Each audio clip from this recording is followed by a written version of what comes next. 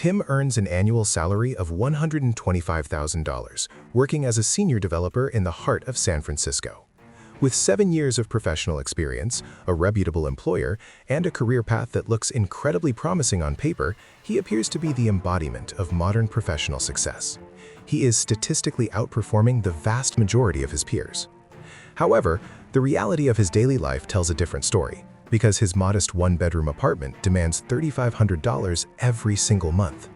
This isn't a luxury penthouse. It is a cramped, dated unit in a complex that hasn't seen a renovation since the late 80s, where the lack of a dedicated parking spot means he has to play a constant game of musical chairs with street cleaning signs every few days.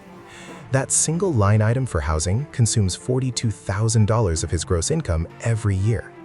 Once the federal government, the state of California, and Social Security take their respective cuts, Tim's actual take-home pay from that impressive $125,000 shrinks to roughly $85,000. Before he even steps into a grocery store or pays for a single utility, nearly half of his disposable income has already been handed over to his landlord. When you factor in the inflated cost of food in the Bay Area, transportation expenses, the occasional social dinner, and the unavoidable subscription services required for modern life, Tim finds himself able to squirrel away only about $450 a month, on a good month. There are plenty of months where that number hits zero. After 7 years of high-level engineering work, Tim's entire financial legacy consists of $24,000 in a retirement account and a decade-old sedan. At 32 years old, he is beginning to feel a sense of profound exhaustion, fueled by the growing suspicion that no matter how many promotions he earns or how much his salary increases, he will never truly get ahead. Every financial gain he secures is immediately devoured by the rising cost of existence in San Francisco. Contrast this with his former college roommate, Ryan, who transitioned to a fully remote position 4 years ago and relocated to a mid-sized city in the Midwest. Ryan earns $95,000 a year, which is $30,000 less than Tim's headline figure. Yet, Ryan pays $1,350 a month for a spacious 2-bedroom apartment that includes a private garage and a modern laundry room. His state taxes are negligible compared to California's. His grocery bill is 30% lower, and his general overhead is a fraction of what Tim faces. Ryan is able to save $1,900 every month. Consequently, Ryan has already surpassed $140,000 in his investment accounts and recently closed on his first home. Tim is earning more, but Ryan is actually becoming wealthy. This isn't some complex economic mystery or a statistical fluke. It is the geography trap.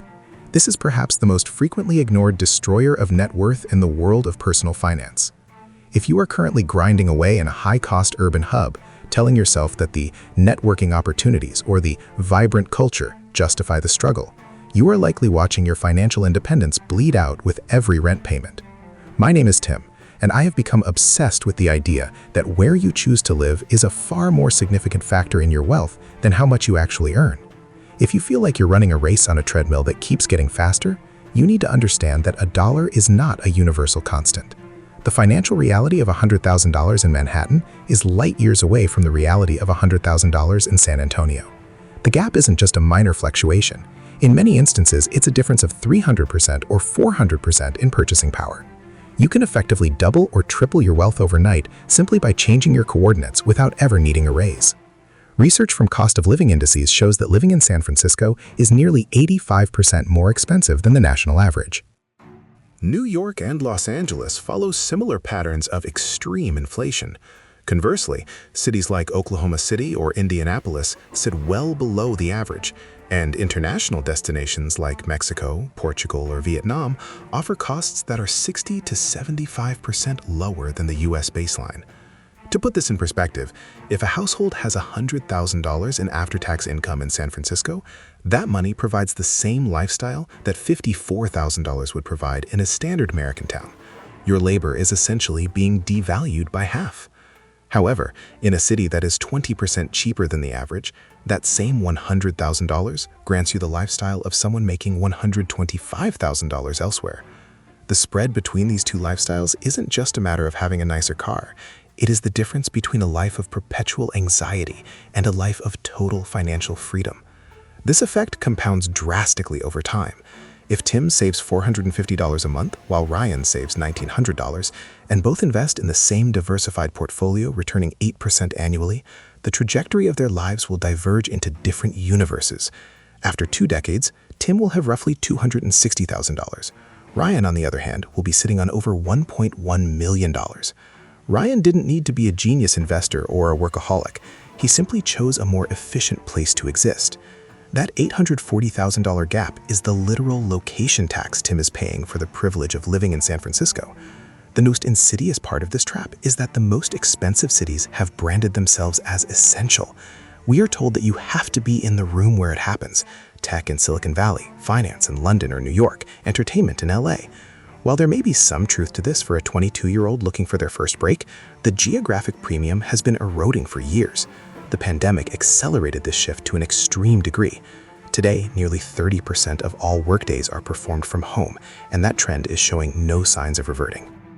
Companies that once demanded physical presence have pivoted to hybrid or remote-first models because the talent pool is now global. The tech industry, which pioneered the high-cost city model, has become the most distributed, with major players like Meta and Google offering flexible work policies that were unthinkable just a few years ago. Every day you remain in an expensive city for a job that can be done via a laptop, you are paying for an office culture that no longer requires your presence. Then there is the concept of international geographic arbitrage, which is where the math becomes truly staggering. A new generation of workers has realized that if their income is decoupled from their physical location, their expenses should be as well. They are taking Western salaries to places where the local currency makes them part of the economic elite. In Lisbon, you can live comfortably for $1,500 a month. In Mexico City, that drops to $900. And in places like Thailand or Vietnam, you can live a high-end lifestyle for $600 to $700 a month. Consider a remote worker earning $85,000. After taxes, they have about $5,400 a month. In San Francisco, they are likely in the red. In Da Nang, Vietnam, spending $600 a month on a luxury apartment and dining out every day, they are saving $4,800 a month. That is nearly $60,000 a year in pure savings. At that pace, you don't just retire a few years early, you achieve total financial independence in less than a decade. This isn't a pipe dream for influencers. It's a reality for accountants, project managers, and writers who realize that location is the most powerful variable they can control. Of course, life isn't just a spreadsheet. We have families, friends, and emotional ties to our homes. There are valid reasons to stay in a high-cost area that have nothing to do with money. If you need to be near specialized medical care or aging relatives, that is a conscious choice with real value, but you must put a price tag on it. If your current city is costing you $45,000 a year in potential wealth, you are effectively buying a $45,000 annual subscription to that city. Is the local pizza and the proximity to your college friends worth $3,750 a month? Maybe it is, but you need to make that decision actively rather than drifting into it because of inertia. Most people never actually choose their expensive lifestyle. They just accept it as a baseline reality, as if rent taking 50% of their income is a law of physics. People often worry that leaving the hub will kill their career, but the data is starting to show otherwise. Remote workers are being promoted at rates that equal or sometimes exceed their in-office peers, because results are becoming more important than face time. There are also concerns about taxes and healthcare. Yes, U.S. citizens abroad still face federal taxes, but the foreign earned income exclusion can shield over $120,000 of your earnings. Healthcare in many of these cheap countries is often more accessible and higher quality than the American system, with private insurance costing a fraction of what a U.S. deductible looks like. As for the fear of isolation, the rise of digital nomad hubs means there are thriving communities of like-minded people in almost every affordable corner of the globe. To break free, you need a framework. First, calculate the zip code tax, the actual difference in savings between your current city and a low-cost alternative. Second, audit your job's location dependency.